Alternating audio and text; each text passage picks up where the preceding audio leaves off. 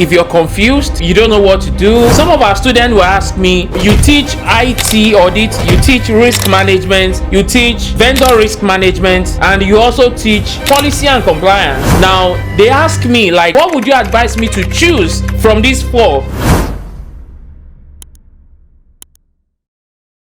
Thank you so much. So there's a question here. I'm going to answer that question. Basically, is to understand if you're confused, you don't know what to do, or you have several options as we see in the text. And the answer is very simple. But before I answer that, I'm going to speak to those in the house, wherever you're watching from.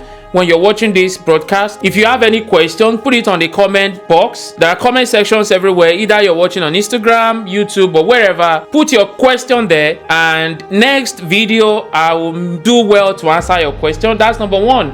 Number two, if you would also like to be a part of this Zoom call where you can ask me questions, put your details on the chat box. My team will reach out to you and they will let you know when next we're meeting, and then you will get the invite.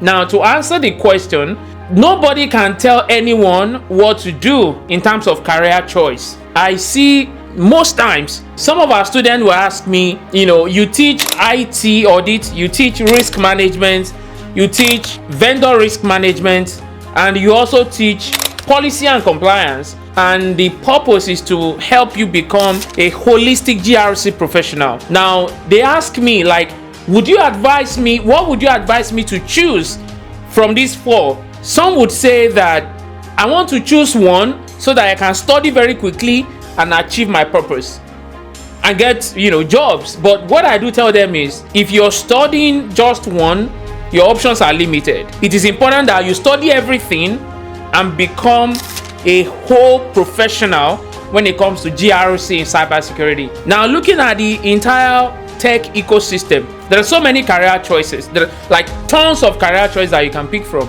We have data analyst, the data guys, data science and all that. There are some that require you to know how to code. There are some that require you not to know how to code. Also, some require that you have technical capacity, and some does not require that. Now, you choosing would depend on, number one, your background. So for me, I studied computer science, but I didn't work with that for a while. And when I came to the United States, I wasn't doing any technical job. I was doing any hard labor job that you can think of. It depends on your background. Do you have technical background or not? Now, if you don't have technical background, what interests you the most? What do you like to do? That's number two. Number three, what are the soft skills that you have? All right. So I've talked about your background. I've talked about your interest, and I talk about soft skills. So let's break it down. If you have a technical background, let's say for instance you study computer science, you study computer engineering, or it doesn't even have to do with computer at all, but you have a very solid technical background, it's very easier for you to get into any of the technical space in tech. What do I mean by that? For instance, if you have a technical background, to become a data scientist might be a lot more easier for you than someone who studied something in the social science. Maybe you study history. And I'm not saying that if you study any of those non-technical courses, or if you have the background, that you cannot do something technical. No.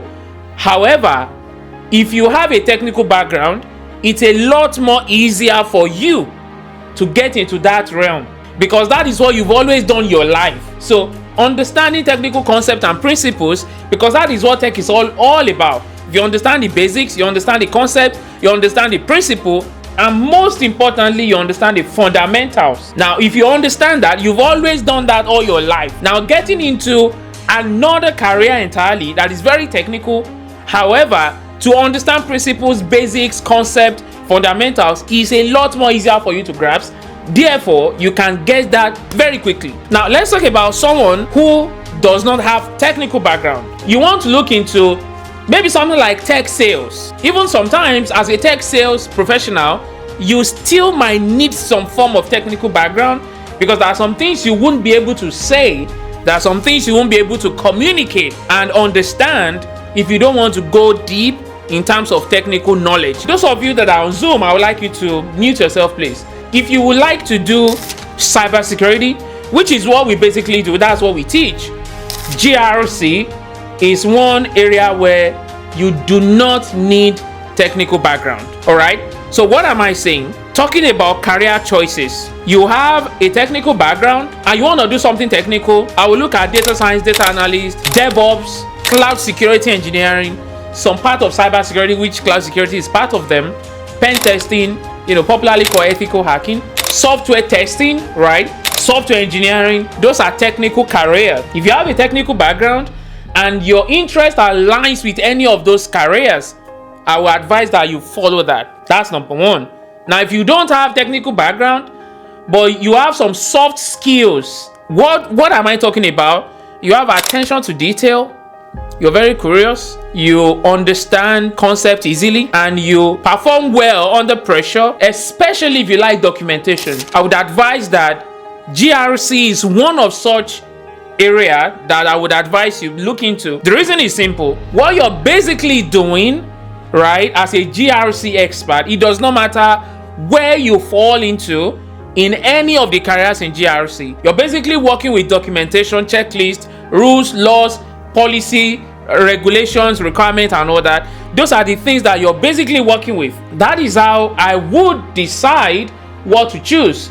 Now, that is looking at the entire ecosystem. If you've now decided that, okay, I have technical background, I have no problem doing technical job, I have attention to detail, and my interest is in building things. What I would do if I were you, I would go on LinkedIn, list out some of these careers that need you to be technical, list them out. Now go on LinkedIn and type them. Let's say, for instance, data science. Go on LinkedIn and type data science or data analyst on LinkedIn, then click on jobs. When you do that, you can read on their roles and responsibilities and what they do. That will help you to understand what this is all about.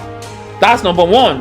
Number two that you could also do is go on YouTube, put data science or data analyst on YouTube and type, what do data analysts do, or a day in the life of a data analyst. So when you understand that, you can now marry that with your background and your interest and the soft skills that you have. With those information, you'll be able to make informed decision as to, okay, I think this is good for me. I think this is what I want to do. Trust me, if you have those information, you will never be confused as to what to choose. I hope that answers your question.